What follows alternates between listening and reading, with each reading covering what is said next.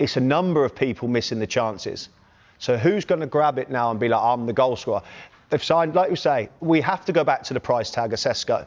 Manchester United would have done all the background checks, whether it was the prime target of signing him, number 2, number 3, or number 4, right? They would have done all the background checks. Yeah. Where you see it now is, Matheus Cunha unfortunately got injured. Well, he was a goal scorer also at Wolves. Same with Brian Mbeumo, yeah? But now they need someone to really go after it, because as you look at it, when's Man United going to have a 20-goal centre forward? Last one, Ronaldo. Yeah, exactly. Yeah, no, I'm absolutely with you. And I think, given the Cunha injury, Mount as well has been playing well, and that's kind of. But he's not going to score your goals, James. Mason Mount's not going to score a bundle of goals. What I'm saying is that system was working, we weren't finishing, but now them two are kind of injured. I'd like to see Sesko get a bit of a run and actually start hopefully converting some of these chances that we're making, because some of them, like, they've been criminal that we've not been finishing. Sorry, guys, lights got off in the room. Yeah, that's it. Don't worry. We can still see you, James. Don't worry. I'm just looking at your fixtures. I've just been typing them in there. We know it's the Manchester derby away from home next, all right? I've got a feeling that might dominate this time next week, actually. Then it's Chelsea, albeit at home. Brentford away. You don't know what you're going to get from Brentford at the moment. Sunderland at home, you'll be confident about that one. And then it's Liverpool away. I mean, that's in those 5 games. How much pressure is he under to deliver? Because Man City, Chelsea and Liverpool in the next 5 games, and 2 of those are away.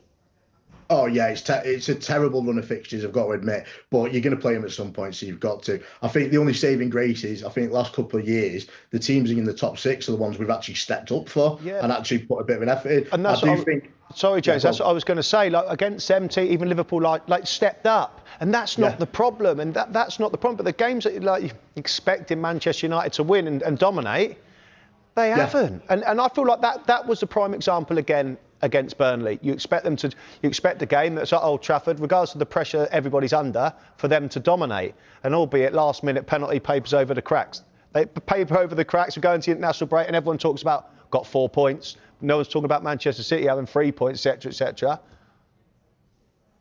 Yeah, totally. And I think the thing is with that, with City, you just know Haaland's going to score goals at some point. Like, the thing is, there's question marks over our strike force. Like I said, we're making the chances, but this is where we need to start stepping up and scoring goals. And I do think we'll probably maybe get a couple of surprises in them tough run of fixtures. I'm not saying we'll win every game, but I think there'll be a couple where we'll elevate our game and do that. But it's like you said, it's the problem with like the Brentford matches and the West Ham matches that are really going to cause us problems, where we really need to be starting putting stuff away.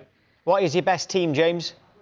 Undecided at the moment, but I think the centre mids at the moment, I don't think we've got a partnership that works at the moment. I think Bruno and Casemiro is probably the strongest, but I think Casemiro's not got the legs for a full 90 minutes. So, and Ugati's a bit erratic, and Mainoo's only young. So that is definitely phase 2. So I couldn't tell you what our strongest team is at the moment. Yeah, but could Amorim tell you what his strongest team is, and where does Bruno Fernandes fit into that regardless? I'm not sure he could at the moment, unless we've started with against Arsenal is our strongest team with Mount there, Cunha and Mbeumo. I think that could be potentially what Amorim thinks is the strongest team in terms of leading the line. I don't know where. I think Bruno Fernandes is one of them. We've not really got a great partnership with centre mid, so it's better to have him in there than put someone like Ugati in, who's a bit erratic.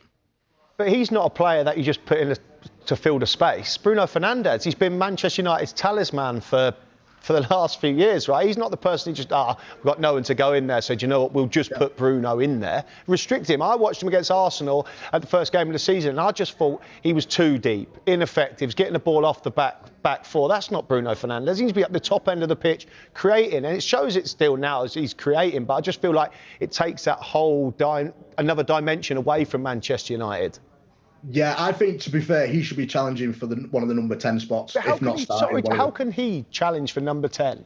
How can your captain and 100 million? What I was about to say was he should be challenging for that, because we should have centre mids who we can rely on. At the moment, we don't have that, and it's a little bit like we're putting square pegs in round holes. Would you have sold him, James? Would you have sold him? I don't think so. I think I understand the question marks over his age and how much money it would have brought in and what we could have done with that money. The thing I would say is I would have stuck with him, because I think you need players like that in your squad.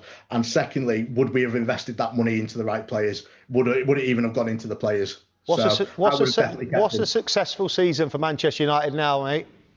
Yeah, well, a successful season for me is obviously upper end of the top half. I think obviously we're not getting in the top four. We'll be lucky to get fifth or sixth, but I think if we're as long as we're aiming and then we can have serious conversations about us going for European spaces, then that's a successful season. But for me, it's not about Europe. It's about getting up the table. So eventually, in a few seasons' time, we can compete for titles again. Does a manager take you there?